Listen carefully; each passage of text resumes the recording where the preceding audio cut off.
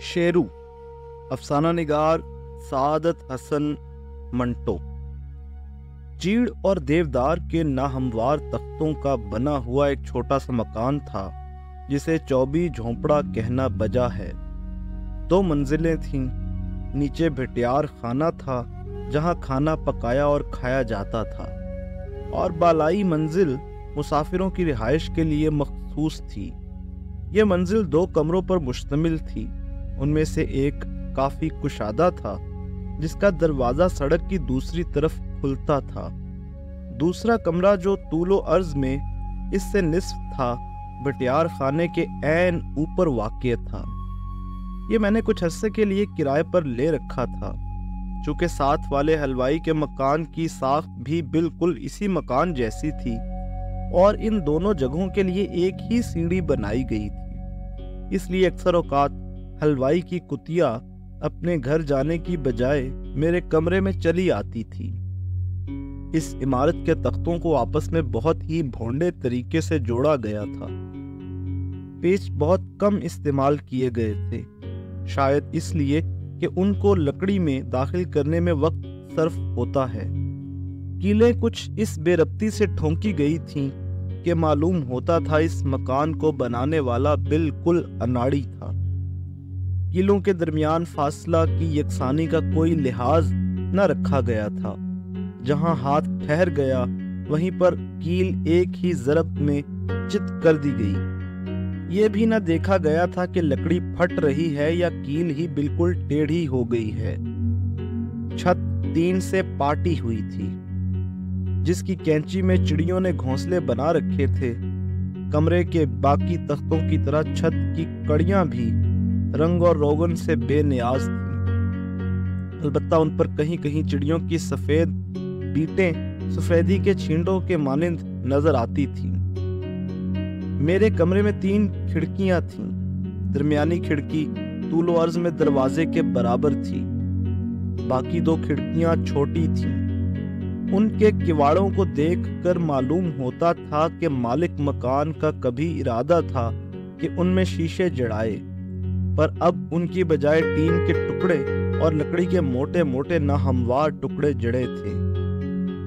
कहीं कहीं London times और ट्रिब्यून अखबार के टुकड़े भी लगे हुए थे जिनका रंग धुएं और बारिश की वजह से खस्ता बिस्किटों की तरह भूसला हो गया था। ये खिड़कियां जिनकी कुंडियां टूटी हुई थीं, बाजार की तरफ खुलती थीं और हमेशा खुली रहती थीं, इसलिए उनको बंद करने के लिए काफी वक्त और मेहनत की जरूरत थी। खिड़कियों में से दूर नजर डालने पर पहाड़ियों के बीचों बीच टेढ़ी बिंगी मांग की तरह कुश्तवाड़ और भद्रवा जाने वाली सड़क बल खाती हुई चली गई और आखिर में आसमान की नीलाहट में घुल मिल गई थी। कमरे का फर्श खालिस मिट्टी का था जो कपड़ों को चिमट जाती थी और धोबी की कोशिशों के बावजूद अपना गेरुआ रंग न छोड़ती थी। फर्श पर पान की पीक के दाग जा बजा बिखरे हुए थे। कहीं कहीं कोनों में चिचोड़ी हुई हड्डियां भी पड़ी रहती थीं जो हर रोज झाड़ू से किसी न किसी तरह बचाव हासिल कर लेती थीं। इस कमरे के एक कोने में मेरी चारपाई बिछी थी जो बैक वक्त मेज, कुर्सी और बिस्तर का काम देती थी। उसके साथ वाली दीवार पर चंद कीलें ठुकी हुई थीं। उन पर मैंने अपने कपड़े वगैरह लटका दिए थे। दिन में 5-6 मरतबा मैं उनको लटकाता रहता था, इसलिए कि हवा की तेजी से ये अक्सर गिरते रहते थे। कश्मीर जाने या वहां से आने वाले कई मुसाफिर इस कमरे में ठहरे होंगे। बाज ने आते जाते वक्त तख्तों पर चाक की डली या पेंसिल से कुछ निशानी के तौर पर लिख दिया था। सामने खिड़की के साथ वाले तख्ते पर किसी साहिब ने याददाश्त के तौर पर पेंसिल से ये इबारत लिखी हुई थी, 4-5-25 से दूध शुरू किया और 1 रुपया पेशगी दिया। इस तरह एक और तख्ते पर यह मुंदरिज था, धोबी को कल 15 कपड़े दिए गए थे जिनमें से वो 2 कम लाया।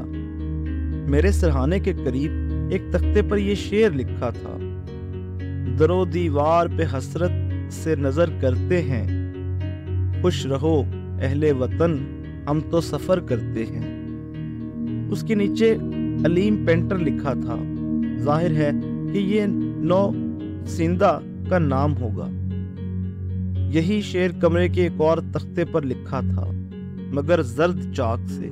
اس کے اوپر تاریخ بھی لکھ دی گئی تھی۔ ایک اور تختے پر یہ شعر مرقوم تھا: میرے گھر آئے عنایت آپ نے مجھ پر یہ کی، میرے سر آنکھوں پر آؤ تھی یہ کب قسمت میری۔ اس سے دور ایک کونے میں یہ مصرع لکھا تھا: ایک ہی شب گور ہے لیکن گلوں میں ہم رہے۔ اس مصرع کے پاس ہی اسی خط میں پنجابی کے یہ شعر مرقوم تھے: تیرے باج نہ آسی قرار دل نوں، جذبہ پریم والا بے پناہ رہے گا۔ لکھ اکھیاں تو ہوسیں دور پاویں، پر دلاں نوں دلاندا راہ رہے گا۔ تیرے میرے پیار دا رب جانے، مگو نالے دا نیر گواہ رہے گا۔ ترجمہ: تیرے بغیر میرے دل کو کبھی قرار نہیں آئے گا، جذبہ محبت بے پناہ رہے گا۔ تو لاکھ میری آنکھوں سے دور ہو لیکن دل کو دل کی راہ رہے گی۔ تیرے اور میرے پریم کو صرف خدا جانتا ہے، لیکن مگو نالا کا پانی بھی اس کا گواہ رہے گا۔ میں نے ان اشعار کو غور سے پڑھا، ایک بار نہیں کئی بار پڑھا۔ نامعلوم ان میں کیا جاذبیت تھی کہ پڑھتے پڑھتے میں نے ہیر کی دل نواز دھن میں انہیں گانا شروع کر دیا۔ لفظوں کا روکھا پن یوں بالکل دور ہو گیا اور مجھے ایسا محسوس ہوا کہ لفظ پگھل کر اس دھن میں حل ہو گئے ہیں۔ یہ شعر کسی خاص واقعے کے تاثرات تھے۔ مگونالا ہوٹل سے 1 میل کے فاصلے پر شہتوتوں اور اخروٹ کے درختوں کے بیچوں بیچ بہتا تھا۔ میں یہاں کئی بار ہو آیا تھا۔ اس کے ٹھنڈے پانی میں غوطے لگا چکا تھا، اس کے ننھے پتھروں سے گھنٹوں کھیل چکا تھا۔ لیکن یہ بانو کون تھی؟ یہ بانو جس کا نام کشمیر کے بگو گوشے کی یاد تازہ کرتا تھا۔ میں نے اس بانو کو اس پہاڑی گاؤں میں ہر جگہ تلاش کیا مگر ناکام رہا۔ اگر شاعر نے اس کی کوئی نشانی بتا دی ہوتی تو بہت ممکن ہے مگو نالے ہی کے پاس اس کی اور میری مٹ بھیڑ ہو جاتی۔ اس مگو نالے کے پاس جس کا پانی میرے بدن میں جھرجھری پیدا کر دیتا تھا۔ میں نے ہر جگہ بانو کو ڈھونڈا مگر وہ نہ ملی۔ اس مہم جستجو میں اکثر اوقات مجھے اپنی بے وقوفی پر بہت ہنسی آتی، کیونکہ بہت ممکن تھا کہ وہ اشعار سرے ہی سے مہمل ہوں اور کسی نوجوان شاعر نے اپنا من پرچانے کے لیے گھڑ دیے ہوں۔ مگر خدا معلوم کیوں مجھے اس بات کا دلی یقین تھا کہ بانو، وہ بانو جو آنکھوں سے دور ہونے پر بھی اس شاعر کے دل میں موجود ہے، ضرور اس پہاڑی گاؤں میں سانس لے رہی ہے۔ سچ پوچھئے تو میرا یقین اس حد تک بڑھ چکا تھا کہ بعض اوقات مجھے فضا میں اس کا تنفس گھلا ہوا محسوس ہوتا تھا۔ مگو نالے کے پتھروں پر بیٹھ کر میں نے اس کا انتظار کیا کہ شاید وہ ادھر آ نکلے اور میں اسے پہچان جاؤں، لیکن وہ نہ آئی۔ کئی لڑکیاں خوبصورت اور بدصورت میری نظروں سے گزریں مگر مجھے بانو دکھائی نہ دی۔ مگو نالے کے ساتھ ساتھ اگے ہوئے ناشپاتی کے درختوں کی ٹھنڈی ٹھنڈی چھاؤں، اخروٹ کے گھنے درختوں میں پرندوں کی نغمہ ریزیاں اور گیلی زمین پر سبز اور ریشمی گھاس میرے دل و دماغ پر ایک خوشگوار تکان پیدا کر دیتی تھی اور میں بانو کے حسین تصور میں کھو جاتا تھا۔ ایک روز شام کو مگو نالے کے ایک چوڑے چکلے پتھر پر لیٹا تھا۔ خنک ہوا جنگلی بوٹیوں کی سوندھی سوندھی خوشبو میں بسی ہوئی چل رہی تھی۔ فضا کا ہر ذرہ ایک عظیم الشان اور ناقابل بیان محبت میں ڈوبا ہوا معلوم ہوتا تھا۔ آسمان پر اڑتی ہوئی ابابیلیں زمین پر رہنے والوں کو گویا یہ پیغام دے رہی تھیں: اٹھو، تم بھی ان بلندیوں میں پرواز کرو۔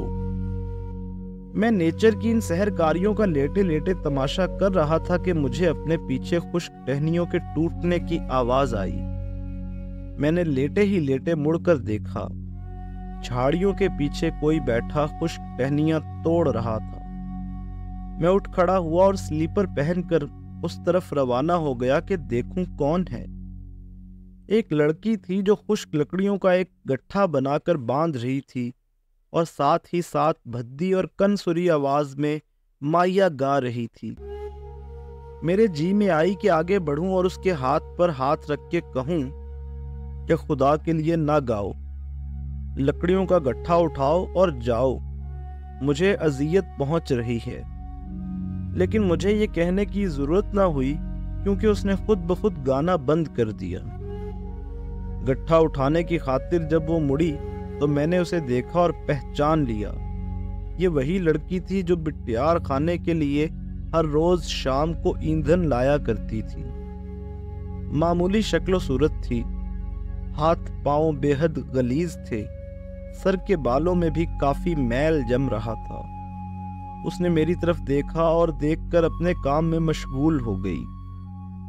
मैं जब उठकर देखने आया था तो दिल में आई कि चलो उससे कुछ बातें ही कर लें।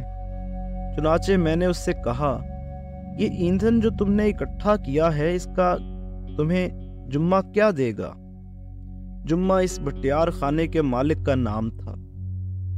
उसने मेरी तरफ देखे बगैर जवाब दिया, एक आना, सिर्फ एक आना, कभी कभी 5 पैसे भी दे देता है। तो सारा दिन मेहनत करके तुम 1 आना या 5 पैसे कमाती हो? उसने गट्ठे की खुश्क लकड़ियों को दुरुस्त करते हुए कहा, नहीं, दिन में ऐसे 2 गट्ठे तैयार हो जाते हैं। तो 2 आने हो गए, काफी हैं। तुम्हारी उम्र क्या है? उसने अपनी मोटी मोटी आंखों से मुझे घूर कर देखा। तुम वही हो ना जो भटियार खाने के ऊपर रहते हो? मैंने जवाब दिया, हाँ वही हूं, तुम मुझे कई बार वहां देख चुकी हो। ये तुमने कैसे जाना? इसलिए कि मैंने तुम्हें कई बार देखा है। देखा होगा। ये कहकर वो जमीन पर बैठकर गट्ठा उठाने लगी। मैं आगे बढ़ा, ठहरो मैं उठवा देता हूं। गट्ठा उठवाते हुए लकड़ी का एक नुकीला टुकड़ा इस जोर से मेरी उंगली में चुभा कि मैंने दोनों हाथ हटा लिए। वो सर पर रस्सी को अटका कर गट्ठे को करीब करीब उठा चुकी थी। मेरे हाथ हटाने से उसका तवाजुन कायम न रहा और वो लड़खड़ाई।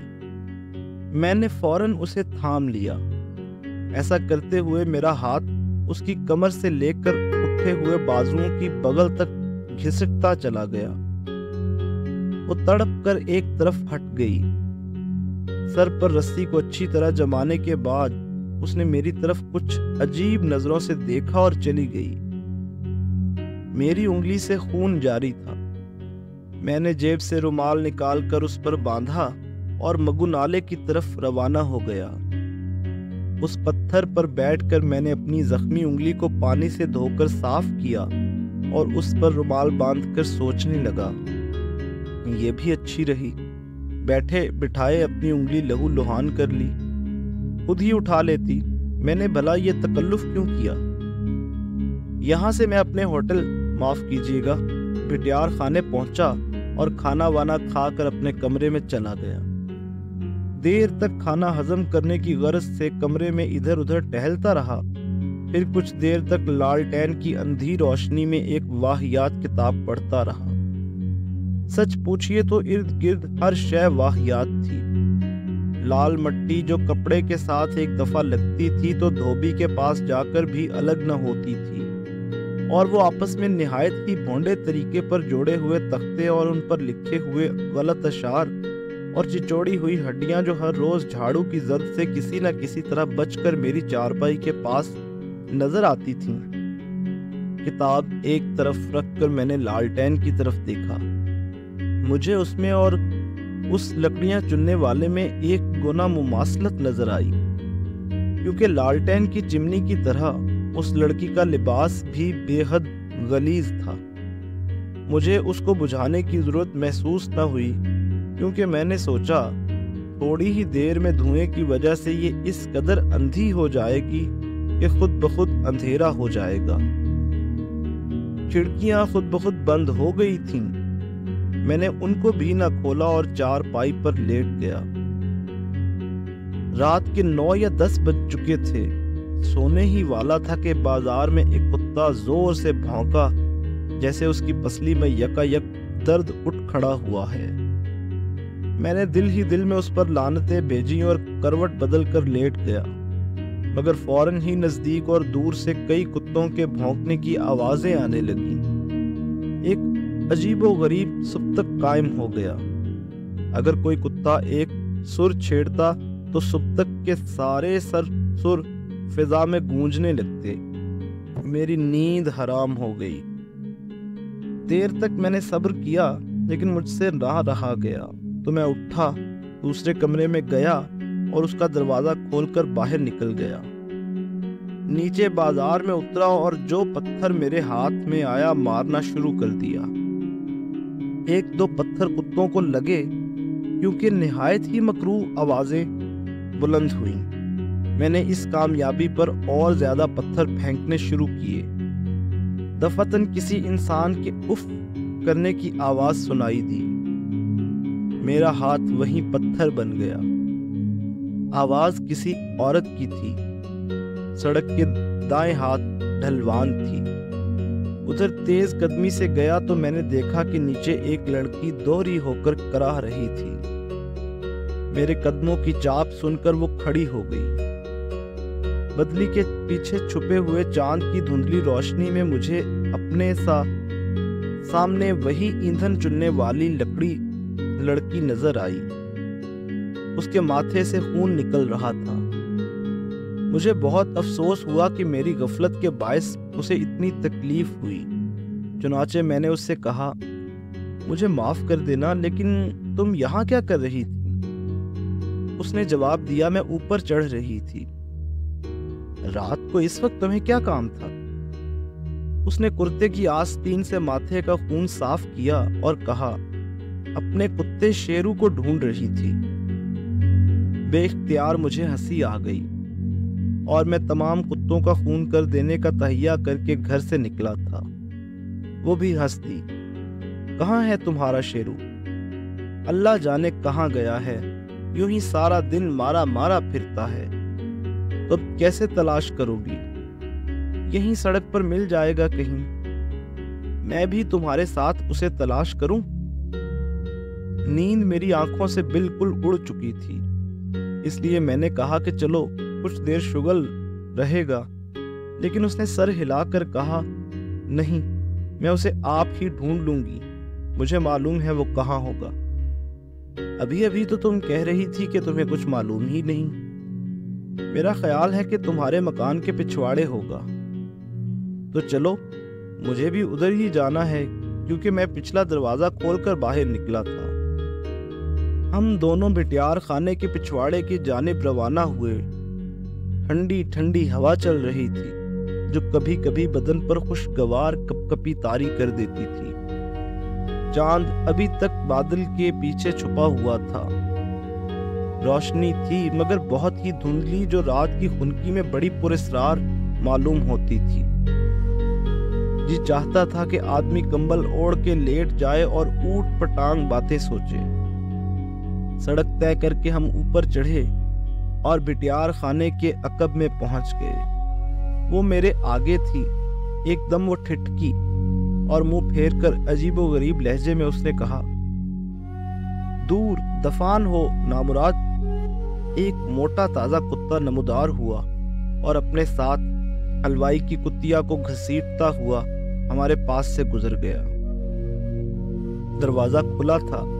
میں اسے اندر اپنے کمرے میں لے گیا۔